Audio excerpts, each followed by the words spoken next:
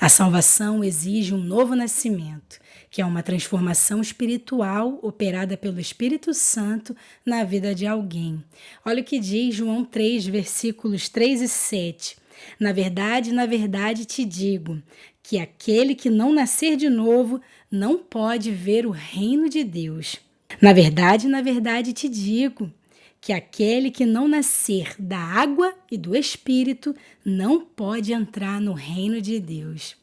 Jesus disse essas palavras a um homem chamado Nicodemos. Ele era um dos principais fariseus daquela época. Então Jesus disse para Nicodemos que a salvação depende de um novo nascimento. E Nicodemos, mesmo avançado em idade, tão instruído nas letras, nas escrituras sagradas, ele não conseguia compreender esse ensino. Ou seja, ele não conseguia compreender que a salvação ela não era pelas obras, porque os fariseus eles interpretavam a salvação como uma obediência aos atos religiosos. A obediência à lei, aos 613 mandamentos da lei da Torá. Não entendiam que a salvação era um processo interior e não exterior. Porque Jesus disse para ele no versículo 6, Nicodemos, o que é nascido da carne é carne, mas o que é nascido do Espírito é Espírito. Então, Nicodemos ele precisava mergulhar nessa dimensão do Espírito. Ele carecia de fé para entender as verdades de Deus. Quero falar um pouquinho exatamente sobre esse processo da salvação. Nós entendemos que esse processo ele tem 5 passos. Que o primeiro passo é o arrependimento. O arrependimento dos pecados. A consciência de que você é um pecador.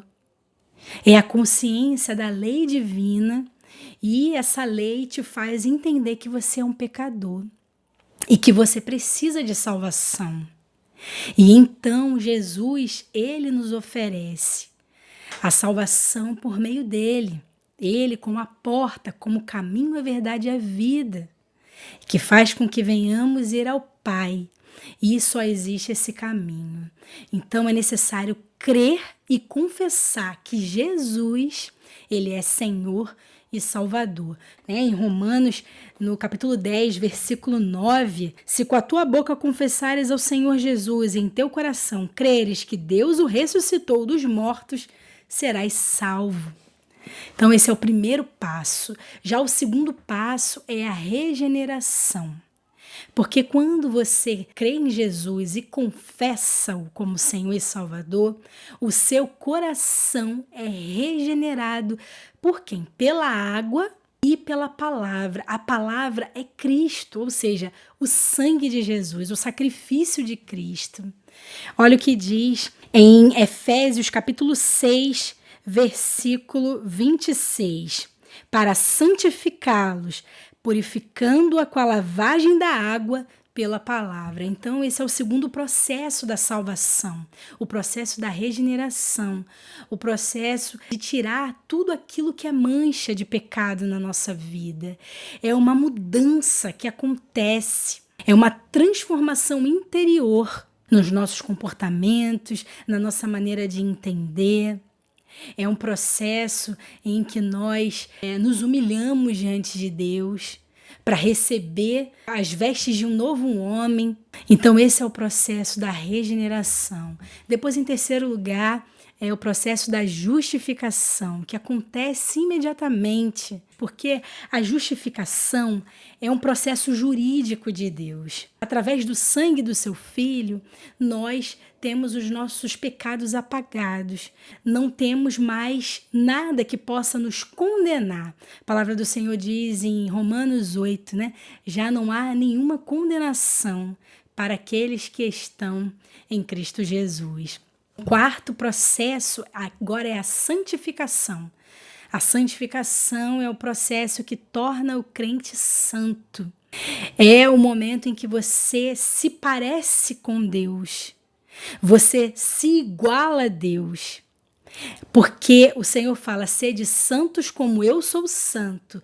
Então a santidade é para nos colocar no nível de Deus.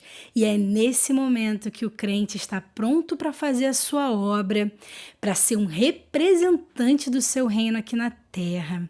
Porque é necessário que esse que faz a vontade do Senhor, ele reflita a sua glória, para que o mundo possa crer no Senhor. Então é importante que esse processo da santificação seja urgentemente buscado pelos crentes, para que possam ser usados por Deus. E a palavra do Senhor diz, em Efésios capítulo 1, versículo 4, como também nos elegeu nele antes da fundação do mundo, para que fôssemos santos e irrepreensíveis diante dele em amor. É a vontade do Senhor que todos sejam santos assim como ele é. Depois, o quinto passo é a glorificação, que é o ápice da salvação. A glorificação vai acontecer no momento do arrebatamento, quando aqueles que morreram em Jesus, eles vão ressuscitar, e aqueles que estiverem vivos vão ser transformados. Eles vão receber um corpo glorificado. E é o processo que nos faz estar para sempre com Deus na sua eternidade. Então saiba que a salvação depende disso, depende que você compreenda que existe uma transformação que o Senhor quer fazer em nós e também através de nós.